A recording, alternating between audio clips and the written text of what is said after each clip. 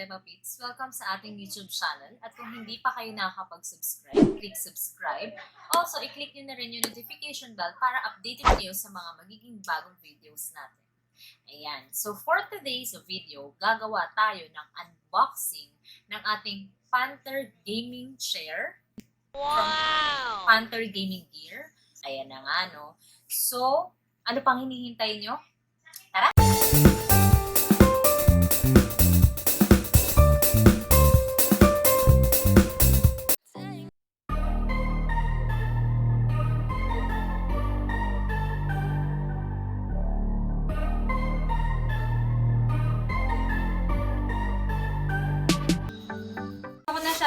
Na-open ko na siya, yung box. So, tignan natin kung ano yung mga laman sa loob. Tapos, papakita na rin namin sa inyo kung paano namin siya binuo. Peace out! I'm ready.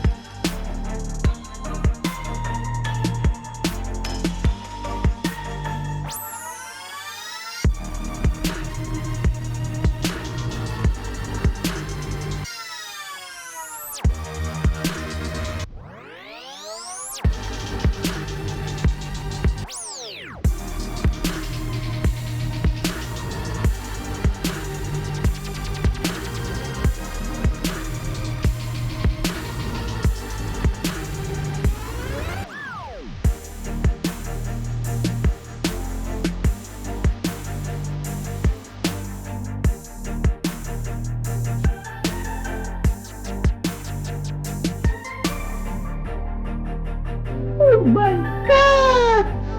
Wow! So, ayun na nga mga Karepapits, no? Nakita nyo na kung paano natin in-unbox yung ating Panther Gaming Gear and also kung paano din natin siya build. So, ayun, yung aking in-order na Panther Gaming Chair is Nightfall series in pink white. Leg type na kinuha ko is steel. Pero meron din sila which is yung nylon.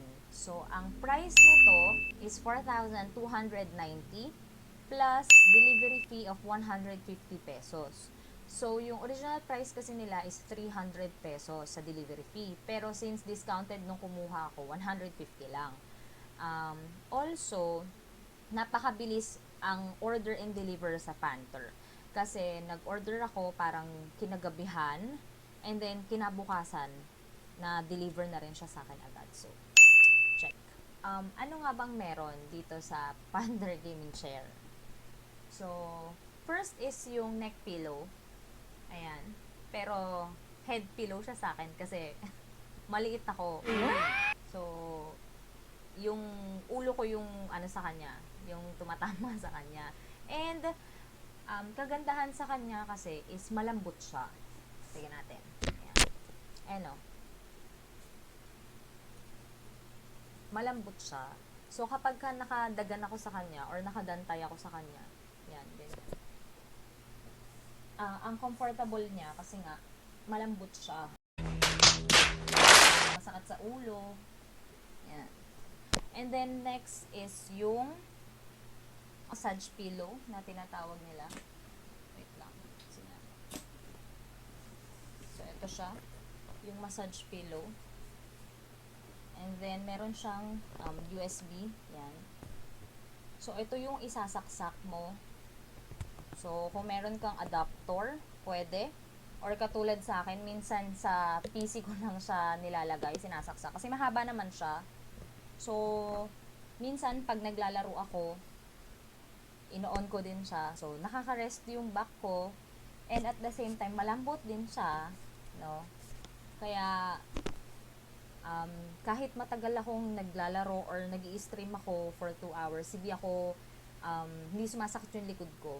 Kasi dahil nga, merong nakasuporta sa aking balakang. Ayan. So, yung isang gusto ko pa sa kanya is nare-recline siya. So, try natin.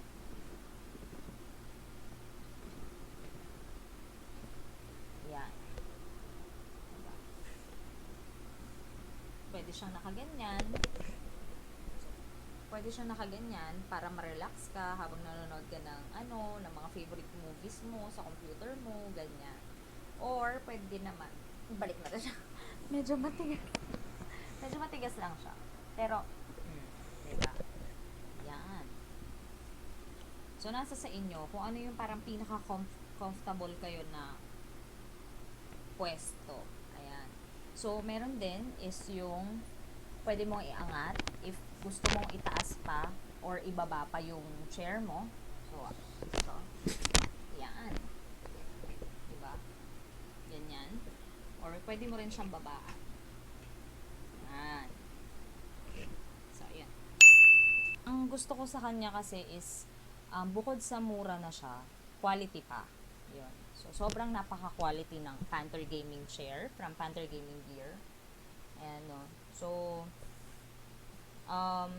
hindi siya ganun kahirap i-maintain. Lalo na yung color niya, pink white. Ayan. So, magagawa na lang ulit tayo ng another video for the maintenance. Kung paano ko nga ba maintain yung aking Panther Gaming Chair and also yung ating computers, ganyan. So, ayun guys, no. Before, pinangarap kong magkaroon ng Panther Gaming Chair and ngayon, check, meron na tayo. So, thank you to Panther Gaming Gear kasi naglabas sila ng ganitong chair na swak talaga sa budget natin and quality. Hindi kayo magsisisi kapag bumili kayo nito.